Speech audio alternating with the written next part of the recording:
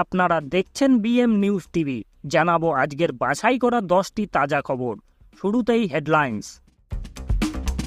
নদিয়ায় vote পরবর্তী হিংসা, গুলি করে মাথা কেটে খুন বিজেপি কর্মীর। অশান্ত সন্দেশখালীকে বাগে আনতে 144 ধারা জারি, গ্রেপ্তার অত্যন্ত 5। মোদি তৃতীয়বার প্রধানমন্ত্রী হলে নেড়ে হব, এক্সিট পোল উড়িয়ে দিয়ে ঘোষণা আপ নেতার। গৃহবধূকে বেঁধে রেখে 7 ভরি সোনা লুট, মুর্শিদাবাদে গ্রেপ্তার বাংলাদেশি ডাকাতের দল। বন্যা বিধ্বস্ত আসামে মৃত বেড়ে 15, ক্ষতিগ্রস্তের সংখ্যা ছাড়ালো 6 লক্ষেরও বেশি। তিহার জেল থেকে দলের কর্মীকে বার্তা কেস টোর। বুথ ফেরত সমীক্ষা ফেক, গণনায় অংশ নিন, কর্মীদের মনোবল বাড়ালেন মমতা। ঘুষ কাণ্ডে সাজা পেলেও ভোটে লড়তে পাবেন ট্রাম্প, তবে আসতে পারবে না ভারতে। ইন্ডিয়া জোটের সরকার হলে থাকবে তৃণমূল, মুখ খুললেন মমতা। উত্তর পূর্বে গেরুয়া ঝড়, অরুণাচলেও জয়ের পথে বিজেপি, সিকিমেও জোট শরিকে জয় জয়কার। এখন বিস্তারিত। তার আগে আপনারা কোন জেলা থেকে আমাদের এই ভিডিওটি দেখছেন কমেন্ট করে অবশ্যই জানাবেন। সপ্তম দফায় ভোট শেষ হতেই রাতে নদিয়ার দেবগ্রামে বিজেপি প্রার্থীকে খুনের অভিযোগ উঠল তৃণমূলের বিরুদ্ধে। ভোট পরবর্তী হিংসার জেরে এই ঘটনা ঘটেছে বলে অভিযোগ। এলাকায় ব্যাপক উত্তেজনা ছড়িয়েছে। পুলিশ সূত্রে জানা গিয়েছে, মৃত যুবকের নাম হাফিজুল শেখ। তিনি চাঁদপুর গ্রামের বাসিন্দা। এলাকায় তিনি বিজেপি কর্মী বলে পরিচিত। শনিবার রাতে কালীগঞ্জের চাঁদপুর জামতলা বাসস্ট্যান্ডের কাছে একটি চায়ের দোকানে বসেছিলেন ওই যুবক। অভিযোগ, ওই সময় কয়েকজন দুষ্কৃতী মোটর বাইকে এসে হাফিজুলকে লক্ষ্য করে গুলি চালায়। ঘটনাস্থলেই মারা যায় হাফিজুল। ভোট মিটলেও অশান্ত সন্দেশখালী, জায়গায় জায়গায় গোলমাল, মারধরের অভিযোগও উঠেছে। এছাড়াও পুলিশ কর্মীকে মেরে মাথা ফাটিয়ে দেওয়ার অভিযোগও উঠেছে। এই ঘটনায় ইতিমধ্যে 5 জনকে গ্রেপ্তার করেছে পুলিশ। তাদের রবিবার বসিরহাট মহকুমার আদালতে তোলা হবে। ভোটের আগের রাত থেকেই উত্তপ্ত হয়েছে সন্দেশখালী। ভোটের পরেও অশান্তি মেটেনি। সন্দেশখালীর বয়ানমারির 2 নম্বর গ্রাম পঞ্চায়েতের চুচুড়া সহ একাধিক এলাকায় গন্ডগোলের খবর সামনে এসেছে। পরিস্থিতি সামাল দিতে পুলিশ এলে এসআই সাগির জামানকে বেধড়ক মারধর করা হয়। তার মাথা ফাটিয়ে দেওয়া হয়। আপাতত তিনি ক্যানিং হাসপাতালে চিকিৎসাধীন। শেষ হয়েছে ভোট পর্ব, আর তা মিটতেই প্রকাশ্যে এসেছে এক্সিট পোলের ভবিষ্যৎবাণী।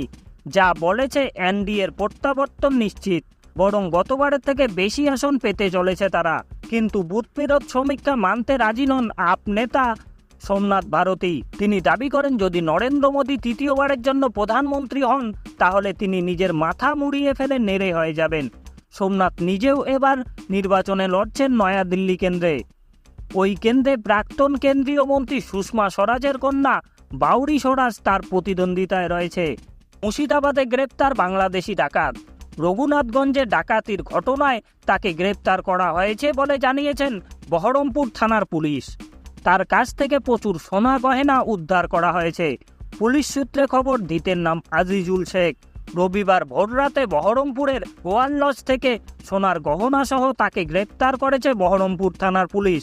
মাত্র 24 ঘন্টার মধ্যেই 5 জন বাংলাদেশি ও 1 জন ভারতীয় ডাকাতকে গ্রেপ্তার করল পুলিশ।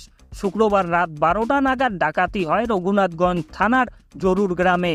ওই বাড়িতে এক মহিলার হাত পা বেঁধে রেখে 7.5 ভরি সোনা নিয়ে চম্পট দেয় দুষ্কৃতীরা। খবর পাওয়া মাত্রই জঙ্গিপুর পুলিশ তদন্ত শুরু করে দেয়। মাত্র 24 ঘন্টার মধ্যেই 5 জন বাংলাদেশি সহ 1 জন ভারতীয় ডাকাতকে গ্রেপ্তার করল পুলিশ। রেমাল ঘূর্ণিঝড়ের পরবর্তী বৃষ্টিতে বন্যায় বিপর্যস্ত আসাম। প্রাণ হারিয়েছে অত্যন্ত 15 জন। শনিবার মৃত্যু হয়েছে 3 জনের। সব মিলিয়ে বন্যায় ক্ষতিগ্রস্ত মানুষের সংখ্যা ছাড়িয়েছে 6 লক্ষ। শুক্রবার 11টি জেলা মিলিয়ে সংখ্যাটি ছিল প্রায় 3 লক্ষের মতো। কিন্তু শনিবার বিপর্যয়ের ছবিটা আরও ভয়াবহ আকার ধারণ করেছে। তবে রাজ্যের বিপর্যয় মোকাবিলা বাহিনীর তরফে জানানো হয়েছে, ক্ষতিগ্রস্ত জেলার সংখ্যা 11 থেকে কমে 10-এ নেমে এসেছে। ক্ষতিগ্রস্ত জেলার মধ্যে সবচেয়ে খারাপ অবস্থা নগাঁও জেলার। প্রায় 2,80,000 মানুষ এই দুর্যোগের কবলে পড়েছে বলে জানা গিয়েছে। 1.5 বছরেরও বেশি সময় ধরে জেলবন্দি কেষ্ট। গরু পাচার মামলায় সিবিআই এর হাতে গ্রেপ্তার হওয়ার কয়েকদিন পর থেকে দিল্লির তিহার জেলে রয়েছে বীরভূমের দাপুটে তৃণমূল নেতা অনুব্রত মণ্ডল। এই প্রথম তাকে ছাড়াই বীরভূমে নির্বাচন হয়ে গেল। আর 24-এর লোকসভা নির্বাচনের শেষ লগ্নে এসে জেলবন্দি থেকে বার্তা দিলেন কেষ্ট। তার অনুপস্থিতিতে জেলায় দলীয় সংগঠনে ফাটল ধরেছে। তা জানতে পেরেই অনুগামীদের উদ্দেশ্যে কেষ্টের বার্তা, আমাকে ফিরতে দে, তারপরে যা বলার বলবো। বুথ ফেরত সমীক্ষা বিশ্বাস করি না, সাফ জানিয়ে দিলেন তৃণমূল সুপ্রিমো মমতা বন্দ্যোপাধ্যায়। তার দাবি এই সমস্ত এক্সিট পোল ফেক। সিবিআই আয়কর দপ্তরকে পিছনে লাগিয়েছেন বিজেপি। শনিবার শেষ হয়েছে 7 দফার ভোট, তারপরেই প্রকাশ্যে এসেছে এক্সিট পোল তথা বুথ ফেরত সমীক্ষা। কম বেশি সব সমীক্ষারই দাবি, বিপুল সংখ্যাগরিষ্ঠতা নিয়ে কেন্দ্রে ক্ষমতায় ফিরছে বিজেপির এনডিএ সরকার। শুধু তাই নয়, বাংলায় 21 থেকে 25-এর মধ্যে আসন পাচ্ছে পদ্মফুল শিবির, যা নিয়ে রাজনৈতিক মহল তোলপাড়। মমতা বলেন, বুথ ফেরত সমীক্ষা গণনার অংশ নয়। এই সমস্ত এক্সিট পোল নিয়ে মাথা ঘামাবেন না, এসব আমি বিশ্বাস করি না।